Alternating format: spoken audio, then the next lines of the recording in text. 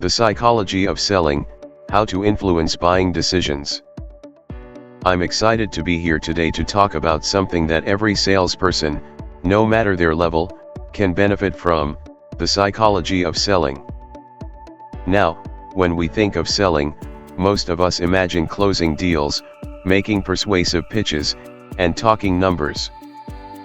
But the reality is, sales isn't just about techniques, it's about understanding human behavior. The better we understand how people make decisions, the more successful we'll be in guiding them toward making that final commitment. Today, we'll dive into the psychology of selling and explore some powerful concepts that influence buying decisions. We'll also look at some practical tips and tricks that you can apply right away, whether you're a beginner or an experienced pro. Let's get started. 1. Understanding the buyer's mindset. First things first, to influence a buying decision, you must understand the buyer's mindset. It's essential to recognize that people don't make decisions purely based on logic, they make them emotionally, and then justify them with logic. This is a concept that's often referred to as emotional decision making. Think about it, when was the last time you bought something that you didn't really need but simply felt drawn to? Most decisions work this way. Now, here's the trick: as a salesperson, your job isn't to sell a product, it's to sell the feelings associated with that product. For beginners, this can be a game changer. For instance, if you're selling a pillow like the Noche Posture Pro pillow, don't just talk about the pillow's features. Talk about how great it feels to sleep comfortably, the relief from neck pain, and how much better their day will be because they slept better the night before. For advanced salespeople, consider leveraging neuromarketing techniques like using specific colors, sensory cues, or words that trigger certain emotional responses. For example, using calming colors or terms like comfort and luxury can trigger positive emotional reactions from the buyer. So, always remember, emotions drive decisions, logic follows. 2. The role of trust and relationships. Next, let's talk about one of the most important psychological aspects of sales: trust. People buy from those they trust.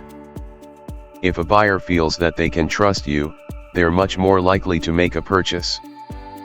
Here's where a great salesperson stands out: it's not about tricking people or rushing the sale. It's about building a relationship. For beginners, focus on rapport building from the very first interaction. Ask questions, listen actively, and show that you understand the buyer's needs. You'll be surprised at how much this can positively affect the sales process. For more advanced salespeople, think about social proof. People trust what others say more than what you say about your product. Use testimonials, reviews, and customer stories to build credibility. For example, if someone's hesitant about buying a product, sharing a success story of a previous customer can make all the difference. Building trust also comes from showing empathy. Understand the pain points of your customer. When you're focused on solving their problems, rather than just closing a sale, it becomes easier for them to trust you. This mindset shift can take your sales career to the next level. 3. The power of persuasion. Persuasion is another key psychological tool in selling. Influencing someone's decision is not about pushing them, it's about guiding them toward what they've already decided they need, based on their emotional triggers. One effective way to persuade is by using the principles of persuasion described by psychologist Robert Cialdini. Let me quickly go through them. 1. Reciprocity. People feel obligated to return a favor. So, offer something valuable first, whether it's information, a free trial, or a consultation. 2. Commitment. Once people commit to something, even in small ways, they're more likely to follow through. For example, getting a customer to sign up for a newsletter or agree to a phone call can make them more likely to buy later. 3. Social proof. People look to others to guide their decisions, especially in uncertainty. Use customer testimonials, reviews, and success stories to influence them. For authority, people trust experts. Position yourself as someone knowledgeable in your field, and your credibility will grow. 5. Liking, people are more likely to buy from someone they like. Build rapport and connect with your customers on a personal level. 6. Scarcity, when something seems scarce, people value it more.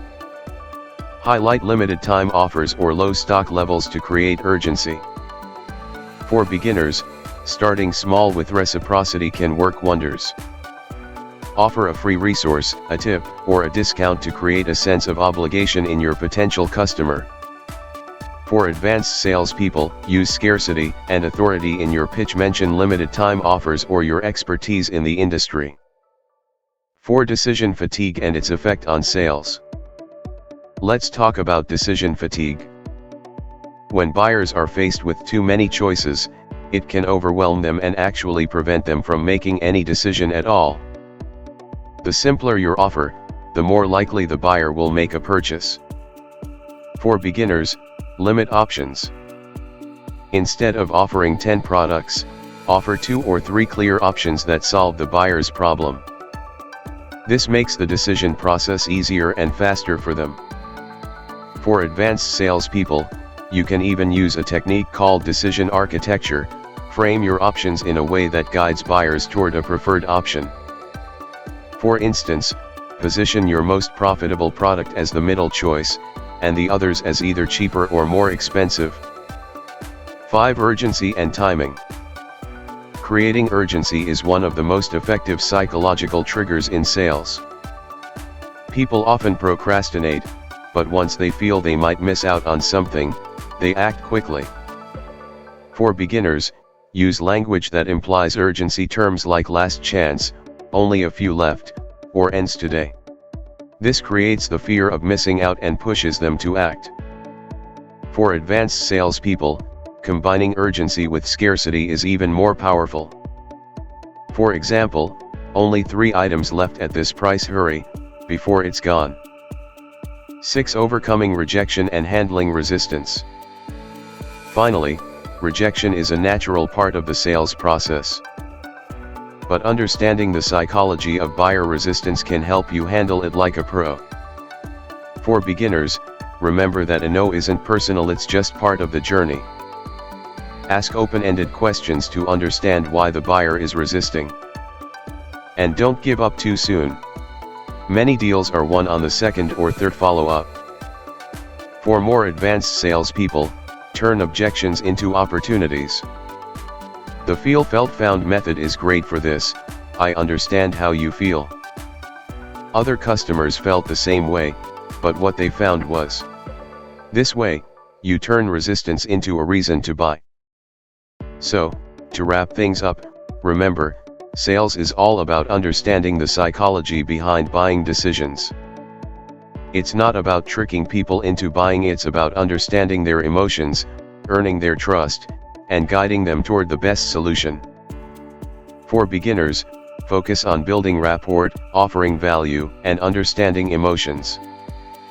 For advanced salespeople, use advanced persuasion techniques, scarcity, and authority to elevate your sales game.